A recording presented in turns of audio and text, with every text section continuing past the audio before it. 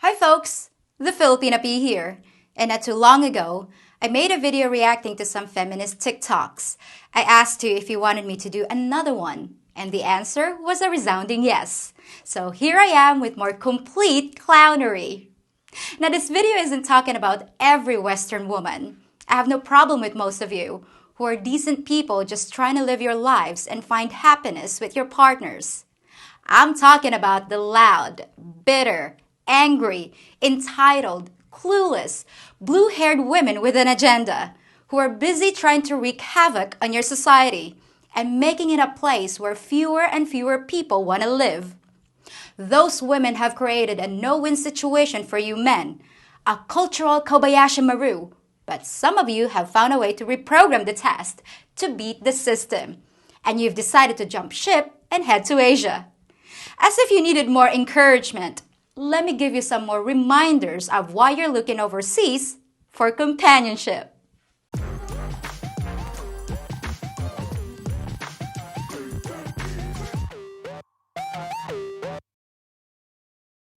So let's get this party started and see what the feminists have found to complain about today.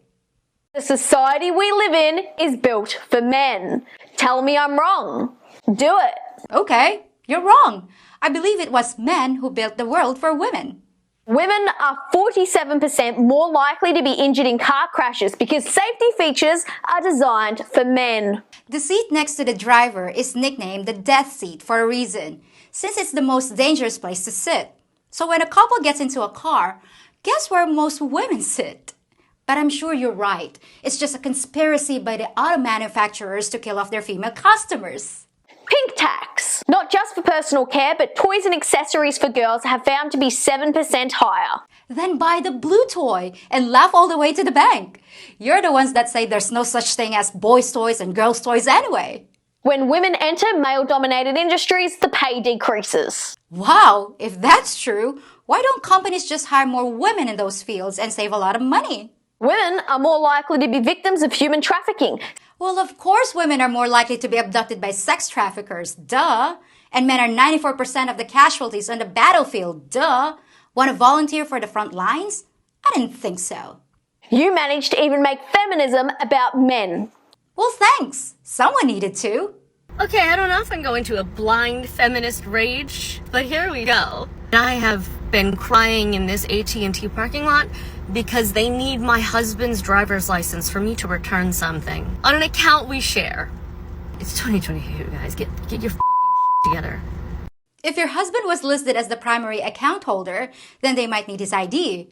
But you blame the patriarchy, that shadowy institution that's harder to find than the Illuminati. So you really believe this is some sort of misogynistic store policy aimed at women with different rules from men? Which would be illegal. I was supposed to be at work today, but as you can see, I'm not, because I've got a sty yet again in my eye. I've had about 3 now. It could be the lashes, but we're just going to ignore the fact that it could be them.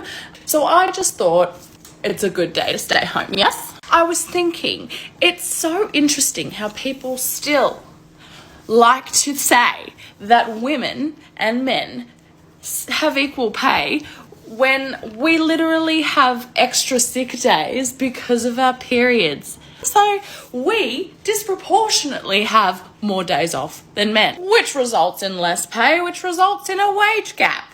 And the men just go to work, don't they? Without another care in the world, they just go to work without their uteruses because they don't have them, scratch their balls, talk sexist bullshit to women and deny the wage gap. Okay, so let me get this straight. You're complaining because you have the option to take more sick days than a man does. You know, those men who don't have a care in the world besides consistently producing value for their company. And it creates a pay gap because you got your third sty after gluing bat wings to your eyes. Got it.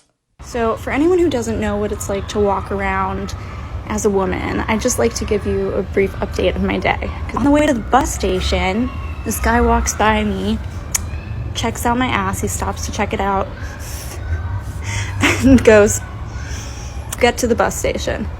A man starts screaming, and he's like, I want to go places with you. I had my headphones in, I ignored him. Then tides turn, and suddenly we get, whatever you f***ing slut. I didn't want you anyway. You shouldn't dress like that if you don't want people to talk to you. Just get on the bus, everything's fine, go to work, everything's good. Leave work, walking behind these two guys. One guy turns around, looks me up and down, gives me like, kind of like, just like a hey there look. And then he nudges his friend. His friend turns, he points to me, whispers something to his friend, and his friend goes, and walks away. I don't think this is that uncommon of an experience for women. They grade your butt in public, shout at you, and call you names on a bus all in one day? Wow, I've never had any of that happen to me in 32 years here in the Philippines. The guys over there must be real monsters. Tell you what, why don't you send your men over so we can evaluate them for you? Oh, that's right. They're already on their way here. Like, if I were to see a random naked woman in front of me right now, I would not appreciate her body sexually. I'd be appreciating it just for, like, the aesthetic and, like, how pleasing it is to look at, just aesthetically, not even sexually. I wouldn't get turned on at all. It wouldn't be anything sexual. It would just be like, wow, she is gorgeous. Because from what I've seen, basically everyone that likes women that is not straight does not view women that way. So it has to be like a misogyny and sexism thing, right? Because for the most part, I've only ever seen that trait in straight men. So now you're sexist and misogynistic if you get turned on by a naked woman? You guys just can't win no matter what you do, even if you behave like a healthy man is supposed to. Why can't you just do what you're told? Close your eyes, shut your mouths, and hand over your wallets. If you sleep with more than 5 guys, your chance of a happy marriage after 10 years goes from 80% to... if you sleep with more than 5 guys, you lose your ability to have pair bonding with your husband. You might not be happy with him. Or maybe it is because you may develop some standards and you might learn what you like. That a woman might develop some standards and may want to be with someone that makes her... So in your world, promiscuity means developing standards? In my world, that kind of means the opposite. But if your standard is just a man that can make you why does it take so many men? Are they really that incompetent? Once again, how about you ship them over here for testing and we can figure out if they're the problem or if you're the problem? I have a feeling you're the problem. Buckle in, kiddos. It's time for another feminist craft rant. So, you know what really drives me nuts is that we have such a detailed art history of fine arts that were traditionally masculine dominated, sculpting, painting. When it comes to the feminine arts, crocheting, needlepoint, and we do not have a scholarly focus on these things that were feminine mastered. And it just really drives me nuts that there has been this intellectual impetus put on art history, but not the history of what women created. And yeah, I want to see crochet in fine art museums. And now we've reached the bottom of the barrel. Apparently, paintings and sculptures are sexist too, and we need to hang Grandma's crochet next to the Mona Lisa. At least we know what to do with all those Christmas sweaters nobody wanted. Call the museum. But this is an example of the hole that feminism has dug for itself. They have to keep looking for even more insignificant things to complain about. And the more they do it, the stupider they sound. Like when they get offended when a man tries to explain something. What is that called again? Mansplaining. Oh yes, that. Okay, so what horrible things are men doing to you now? Hi. For those of you wondering what mansplaining is, let me give you an example of something that happened to me today. I'm a real estate broker, and I was going to a listing to look at it for my client to see if it would be a good fit for her. The listing agent met me there to show me around. He was an older gentleman. He asked me for my business card. I give it to him. He gives me his business card. It's laminated. He tells me my card should be laminated. There's a tip table on the back of it, in case you need it. Oh, because I can't do math! That was his business card, but somehow you think he's implying that you can't do math? If anything, it means he can't. Or maybe he made those cards just to purposely insult women. That troglodyte! But if you think it's only you alpha guys that are under attack, it's not. Even the nerds aren't allowed to say anything. There is a phenomenon in nerd culture wherein anytime a woman says that she likes something, the mansplainers just show up with their trivia questions, trying to make her prove it. To the men who challenge nerd girls on our level of nerdiness. 1, you do not own nerd culture, and I don't have to prove myself to you. I am a nerd because I say so, and that is enough. This means it is not my responsibility to teach you shit. So because nerds want to talk about trivia, you automatically assume they're demanding that you prove yourself? I'm a nerd too, but I don't feel the need to attack people that want to share their love of anime by talking about the details. But what else you got to whine about? This mansplaining thing doesn't really sound so bad. Don't you have something more physically aggressive? Manspreading is when a man spreads his physical body to take up as much space as humanly possible. Manspreading, I knew it! Now this is something we see every single day and is a clear example that we live in a patriarchal society. Here we see a man spreading his legs, taking up as much room as he can, and here a woman crossing her legs, taking up as little room as she can. A clear example of a man asserting his authority to undermine a woman's right to space. Finally, proof of the patriarchy and men asserting their authority over women. I know it just looks like two people sitting there, but it's actually a conscious maneuver to deprive women of their personal space. It couldn't possibly have anything to do with physiology. Men spread their legs in public because the bone structure of a man's pelvis is different than that of a woman's and makes it so that it requires conscious effort for a man to keep his legs together. In this case, gravity contributes to the natural inclination for a man's thighs to spread. Stop mansplaining! You men always have to use your reasons and logic. Why can't you just jump to conclusions like we do? It's much easier. But what about the sneaky little ways men steal power from women? Certainly they've got some dirty tactics that are a little less obvious. Okay, it's time to talk about microaggressions in the workplace and how to handle them. So unless you've been living under a rock, then you pretty much know what a microaggression is. Because microaggressions are so subtle, they're hard to identify and even harder to tackle. 3 different types of microaggressions, which are micro insults, micro assaults, micro invalidations, plus a bonus one, which is called micro exclusion. Well, I don't know about the rest of you folks, but doesn't waving those claws in someone's face count as a microaggression? A subtle way to threaten men with physical violence? So what else do those nasty men do?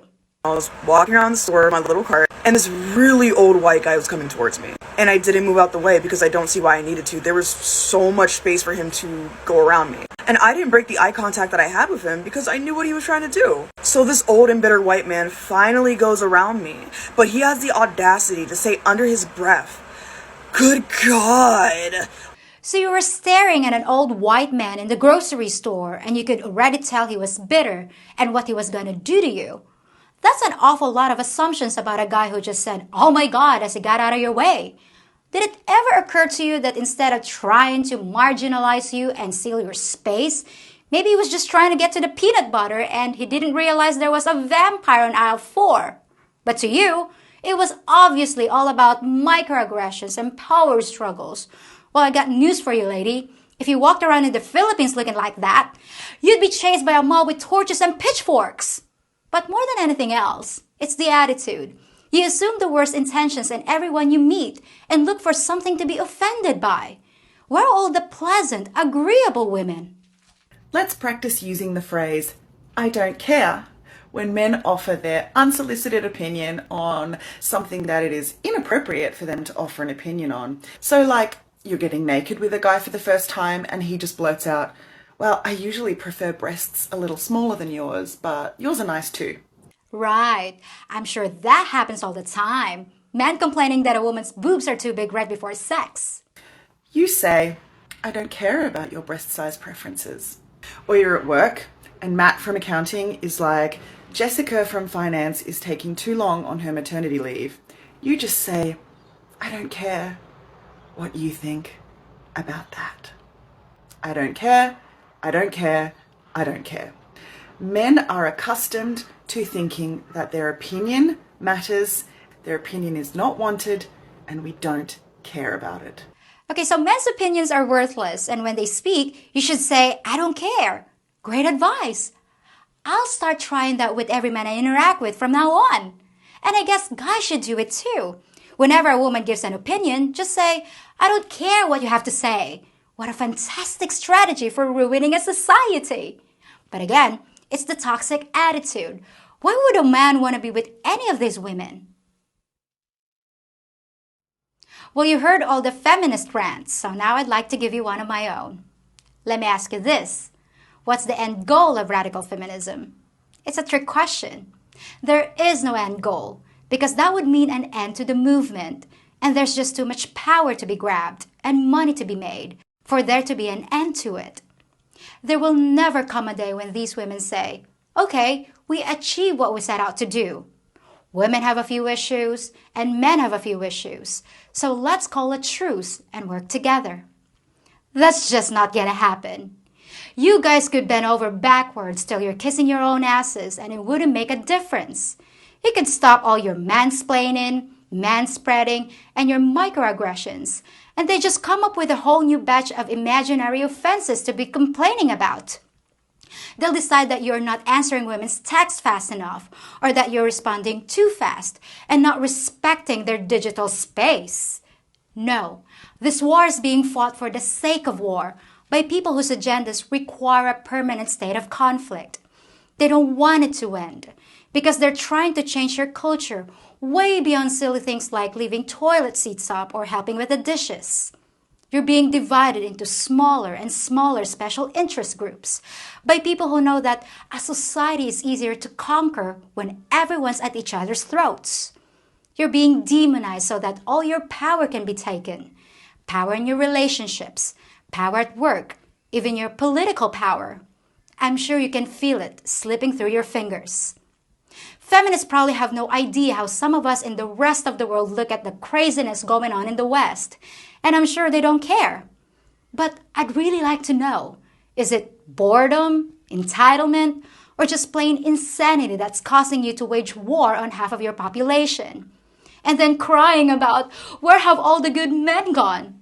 Well, I'll tell you where they've gone and where they're going. To Asia and other friendly places around the world. Places that know a decent man when they see one. Places that you blue hairs wouldn't last a day in because we don't cater to your every whim and fancy. And I can promise you, we Asian women are happy to have your men and offer them everything they've been looking for. But it's interesting that your reaction is to attack the men who are leaving and tell them that they're losers who aren't good enough to get a woman in the West. Yep, once again, it's the man's fault. And you attack us Asian women too. You call us poor, uneducated, submissive, desperate women who are happy with your table scraps and rejects. But if you truly believed we were getting your leftovers, the men you don't want anyway, then why do you sound so angry and defensive about it and try to shame men for finding happiness here? Wouldn't you be thanking us for taking out your trash? And as for us Filipino women being uneducated, we have the same percentage of college graduates that you do, and what you call submissive is what we call being agreeable. Do I look uneducated, submissive, and desperate to you? Well, guess what? There are millions more like me over here, just waiting to have a shot at making your men happy. You also call us gold diggers and claim that we only want green cards to escape to the promised land. Well, I hate to burst your bubble, but many of us Filipinos are happy to stay right where we are. And as for gold digging, have you ever heard of the pot calling the kettle black? After dealing with all the monkey branching and cash grabbing from you Western women, I think your men can handle the situation over here just fine. But don't listen to me. Talk to the guys who already escaped the plantation and see what they have to say. There are plenty of YouTube channels made by passport bros that tell guys what it's really like over here. Is it perfect? No way. But for guys who are looking for a place where they're valued and treated with dignity and respect, we're pretty hard to beat. So maybe instead of trying to pound your men into submission, why not work on yourselves and become women worth fighting for? Because if you won't, we're more than happy to show your rejects what happiness really is. Well, that's it for today. And I hope you had as much fun watching this video as I enjoyed making it. And I'll be back on Friday with something that might be very useful for you. Till then, folks. If you think about it, I'm kind of like a doctor with my finger on the pulse of the Philippines. I can help to vaccinate you against all the problems you may encounter when visiting here, with an injection of information and humor. If you appreciate my services, feel free to subscribe and hit the notification bell for your next dose of Dr. P. Consider becoming a patron, where you'll not only be supporting my channel, but you'll receive exclusive videos and features. Now, what seems to be the problem? I got a stiff joint. A stiff joint? All right, let's have a look.